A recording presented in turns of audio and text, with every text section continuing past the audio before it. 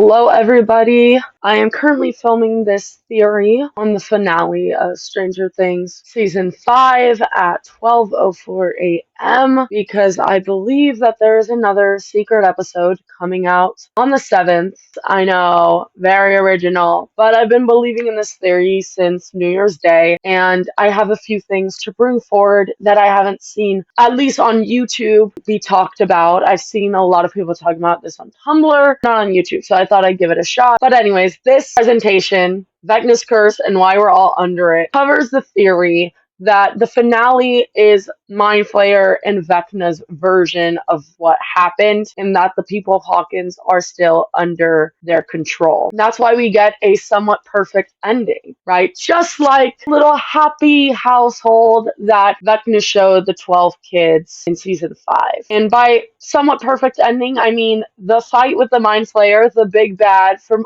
all these seasons, these 10 years of the show, went down so easily. No one died, and the characters had somewhat happy endings. Theory is called Conformity Gate. With that, I'm going to talk about where this theory kind of starts for me, and that's with one gate from season 4 being left open, and that is Birthday Gate. So, Birthday Gate is the theory that the Duffer Brothers and the rest of the writers of Stranger Things did not, in fact, forget Will's birthday in season 4 the way that they claim to. This photo from season 2, I think. And as we can see, hiding behind the Will the Wise paper or drawing, can't speak, is this card, I forgot your birthday. In isolation, this is reaching. I know, guys. I mean, this is something that could be in a kid's bedroom in the 80s. Yeah, sometimes people just forget your birthday, right?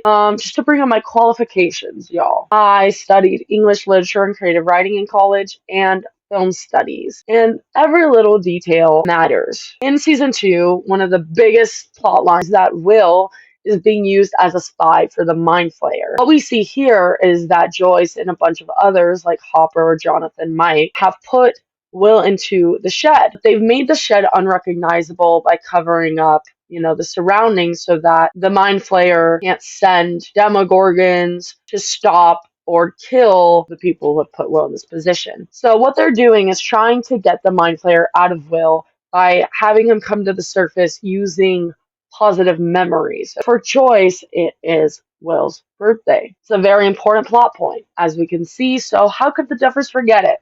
Well, we'll get there. Spoiler alert. They didn't. You can see here, Henry, Vecna, One, whatever you want to call him, and Will are parallel throughout the show. I mean, we see this shot in season 1 of Joyce saying that Will is a sensitive kid, and on the right we see Will drawing. Of course, like he draws, he's very artistic and he draws a lot of things, but as the seasons go on, we see him being able to kind of put his visions on paper and use it to help the gang and like fighting the threats at hand, right? On the bottom, we see Victor Creel, aka Henry Creel's father, saying Henry was a sensitive child.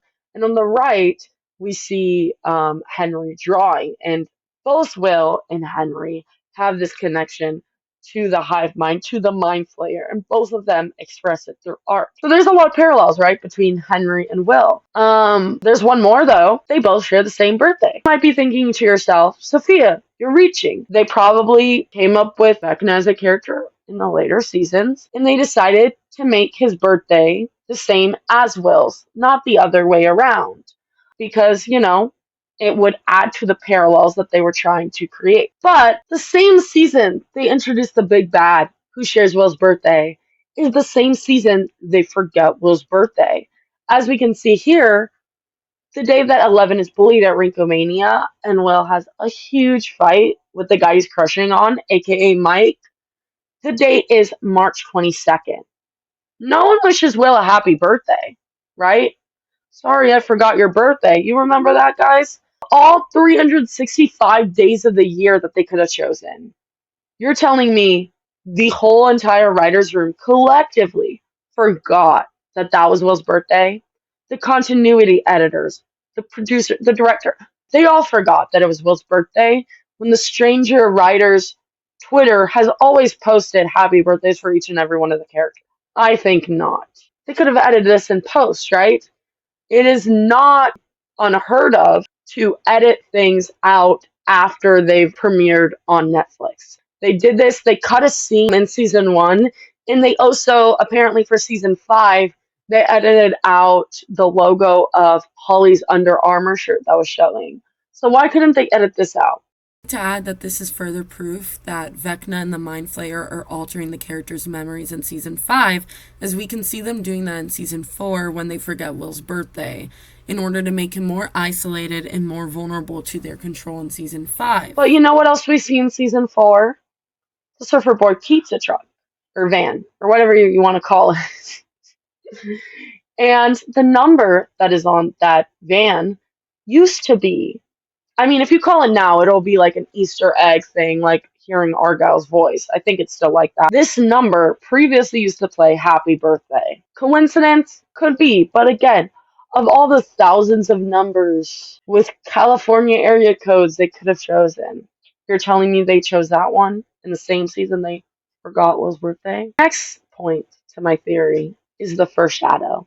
So the show Foreshadow is a Broadway play about Henry's origin stories after moving to Hawkins after an incident where I just said after a lot, but basically he Vecna'd a kid at his previous school. So in this show, Henry has a radio. He uses it to not go into nightmares. In those nightmares, he makes bad things happen in real life. How do I know all this about the show? Well, I Wikipedia'd it, but also I watched the slime tutorial online. So if it's still up, I recommend you search for it.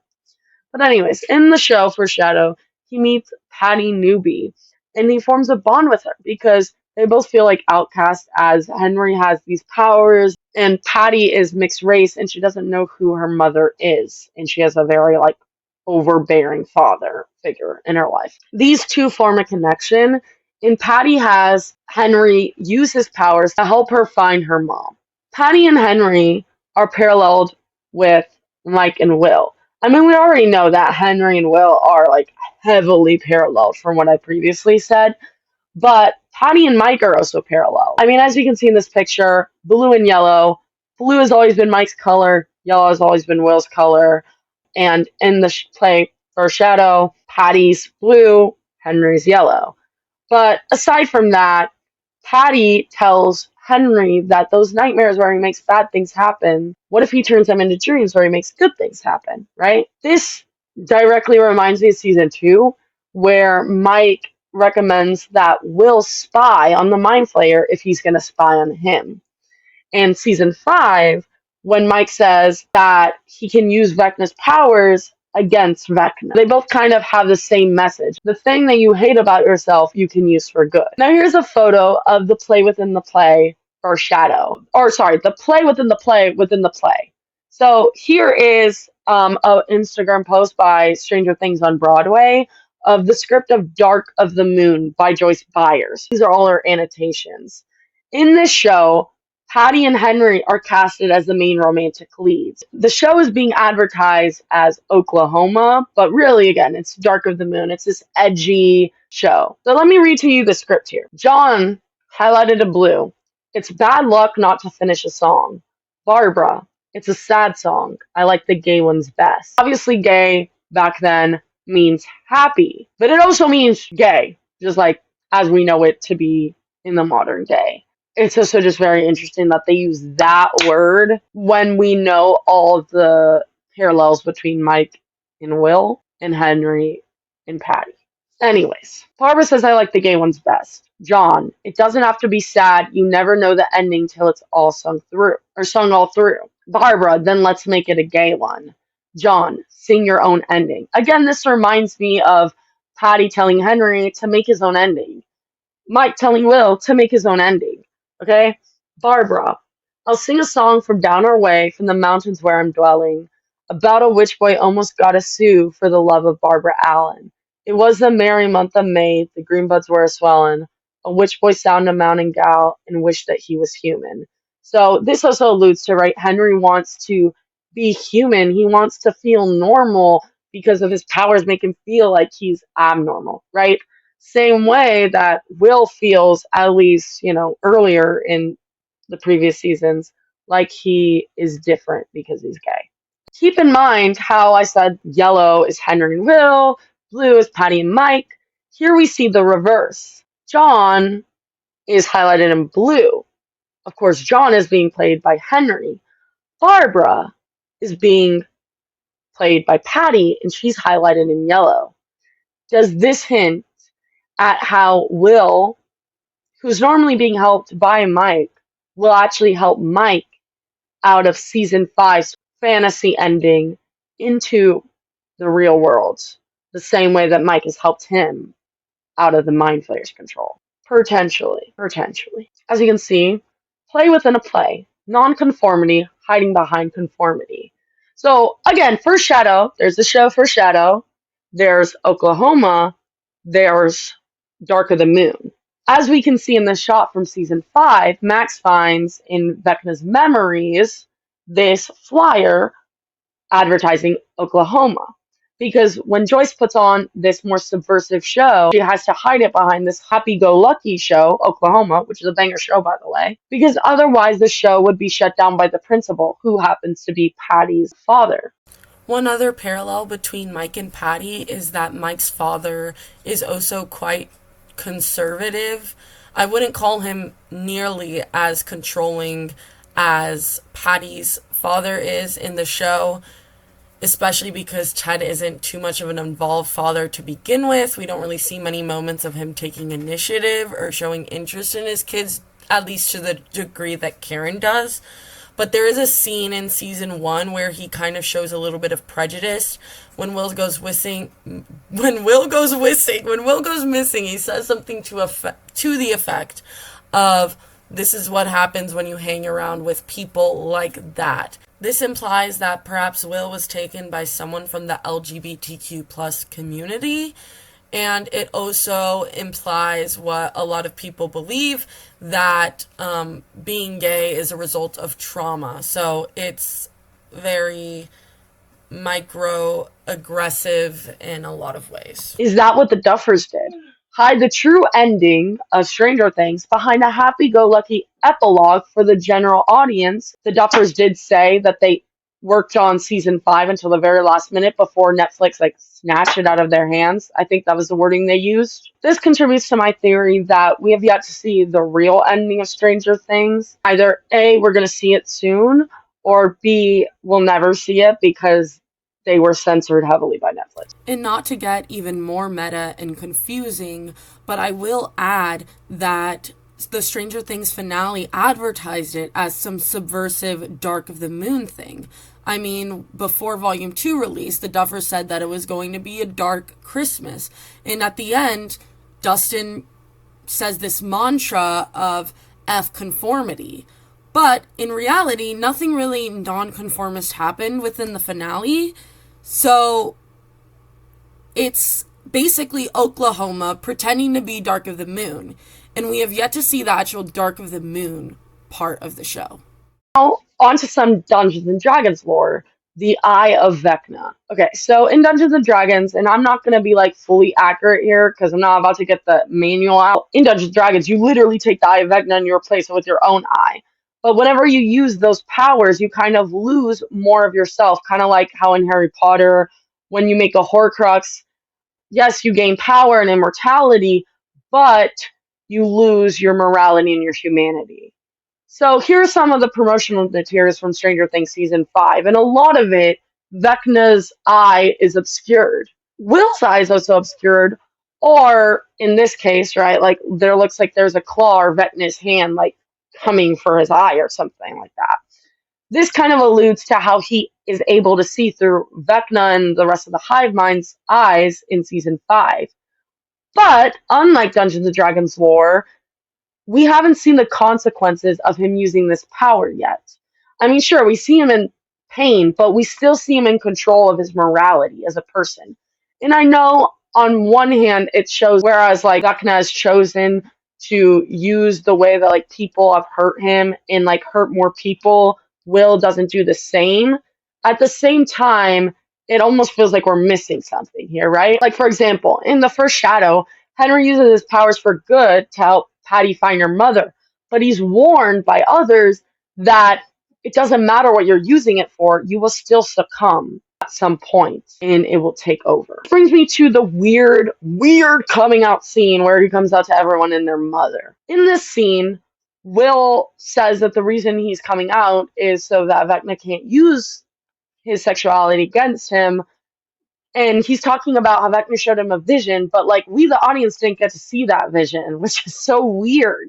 He also talks about milkshakes at Melvald's, which, to bring it back to the first shadow, Melvald's was a diner when Joyce started first working there, a diner that sold milkshakes. But in the rest of Stranger Things lore, like in Stranger Things the show, it's just a general store. And I've looked back in other previous seasons, and you don't see milkshakes in the background. So it's just a little bit strange. And also he talks about, like, we like getting lost in the woods, but that just doesn't seem like something Will would like after knowing that he was chased through the woods and then abducted as a child. Moving on to some other strange parallels. These are some of the movies that were on the Stranger Things 4 and I think 5 inspo board by writers, and movies that the Duffers in interviews recommended watching. First being Wrinkle in Time, Truman Show, and The Matrix. So over here we see Meg from Wrinkle in Time, and her glasses are able to help her see what is true behind the lies and therefore help her father escape Camazotz. Where else do we see glasses in Wrinkle in Time?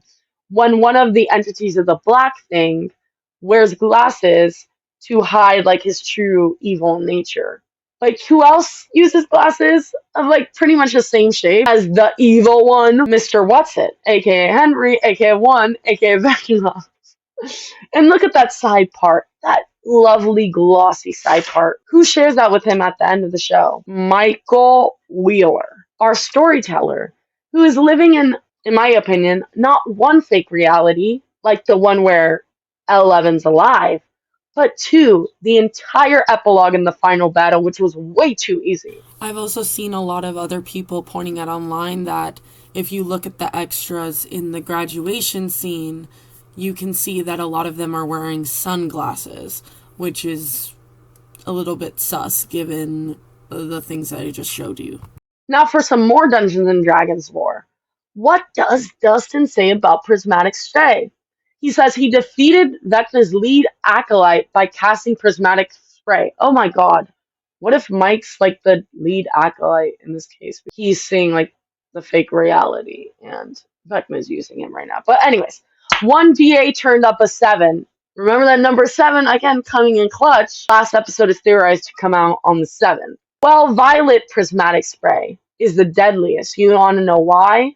It causes blindness. What song is playing in this goodbye scene between Eleven and Mike? Purple Rain. Prismatic Spray, that is Violet. It's quite sus. This whole scene didn't really happen because there's no way Eleven could have used her powers to bring Mike into her mind with the kryptonite all around her. Pretty sure 11 can't talk or interact with people through her mind. The only way she was able to do that in season 5 is through Kali. I doubt Kali was alive for this. Like, I choose to not believe Mike's theory. Like, there's no way she survived that. Although, given the fact that Ted apparently survives that vicious beating by the Demogorgon, at this point, I guess anything goes, right? And whose glasses reflected purple light, aka Prismatic Spray, as he's writing these fantasy scenarios and he can't tell the true ending from his own words. There's one story whose ending I can't tell. Who is writing their fantasy in Blinded? Michael. Blinded by the Mind Flayer and Vecna's influence. Now on to our next assigned rating, right? The Truman Show. Truman Show is all about this guy who's living in a TV show, but he doesn't know that everyone around him is an actor, right? So look on the right. That's a poster or like some of the imagery from the Truman Show, right? On the left is Mike leaving the basement at the end of Stranger Things. Of course, this basement represents his childhood and fantasy, play, pretend, right? Because that's where he used to play Dungeons and Dragons. Hiding in the basement is blue. The staircase is blue, and the wall behind him is blue. But the lighting of the actual like walls of the staircase are yellow. Again, yellow is Will, blue is Mike. So Mike is stuck in this like comfortable cocoon of fantasy world. And Will is like leading the way out. But look, the staircase leads nowhere. Just like the picture on the right, where it looks like Truman's like walking, like he's gonna fall off the edge, right? Mike is still walking into the blue. So he's not fully liberated his mind yet from this fantasy. Also, the doorknob is like on the wrong side. It's on the left when in previous seasons it was always on the right. The next assigned reading or watch, something that I didn't even watch for my film studies class that I was supposed to watch it for, is The Matrix. And from my understanding, the red pill is the harsh reality, the enlightened, awake version of seeing what is true. The blue pill is safe and comfortable. Again, blue is Mike. And here's some bonus stuff. Never ending story. I think that movie's more important than it seems, right? In season 4, we get that funny, awesome, iconic, or no, that was season 3 actually, guys. Okay, wait, my PowerPoint's wrong. Season 3, we get that iconic scene. Well, actually, we do get it in season 4 because Will starts singing it. But in season 3 is like where it's first introduced, right? Where we get the iconic scene of Dustin and Susie singing Never Ending Story, right? Well, this is one of the movies that I actually did watch. And it's about a kid, Bastion, this kid on top of Falcor, that like white dragon looking thing, who finds a book about the world of Fantasia, which is a dying world. Might I add that the thing that is threatening Fantasia is the Nothing, which appears as some sort of black mist or shadow, reminding me of the Mind Flayer in the Abyss. And especially the imagery of the Mind Flayer when it exits the bodies in the infected.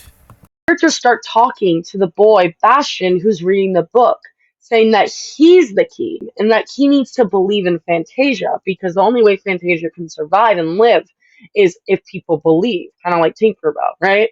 So this reminds me thoroughly of how Mike believes that Elle is alive, and the viewers are meant to believe that there's another episode, and by believing, we can make it true. Circling back to the conspiracy that started the show, the Montauk Project, right? The show was originally titled The Montauk Project. It's clearly important to the show. It's a book about this guy who believes that he was used in an experiment similar to the Nina Project in Stranger Things, like an acid trip of a book, but that he lost those memories and he had amnesia and he only recently unlocked it, kind of like how Mike lost his memories of what the true battle was, and we have yet to unlock it. That in the season 5, in the epilogue, Hopper says during the engagement scene that he wants to move to Montauk with Joyce. First of all, why would Hopper even be given his job back after all the soldiers that he gunned down? And also being like presumed dead, at least for like several seasons. Secondly, Montauk, the Montauk Project, is the Nina Project not over? The cycle has not actually ended the way Eleven thought her death would make it end. So, side note, in the first shadow, Hopper recommends to Joyce that they just run away to Mexico because she's always wanted to go to Mexico. So I truly believe for a hot minute when he was talking about like going somewhere with sand and beaches that he was going to recommend Mexico. So Montauk really just threw me off. So the last question I'm going to really leave us with is this lazy writing or fake out ending that's orchestrated on purpose? Because really, I feel like Max at the Duffers. I like literally nudged my cousin so hard when this happened in the theaters. I was like, that's me right now. I thought you were some kind of master storyteller or something. That's what Max says to Mike at the end of his Dungeons and Dragons campaign. She's like, is that it? Is that really it? And I don't think it is. Here's some more evidence. You could actually have listened to the WSQK radio station hosted by Mindy, Flair, and Vance. Anagrams for Mind Flayer and Vecna. Like, I can't even make this stuff up, right? So now when you visit that site, you see this. Bootleg tapes, volume 3, status lost. To me, it's very strange that they're saying, like, tapes were lost because of Cutgate and Conformity-gate and everything. Also, some people pointed out that Netflix, like, says something like new episode and not new season. Only really says new episode when the season's not done, and new season when the season is over. So it's, like, kind of confusing. X marks the spot of a lie.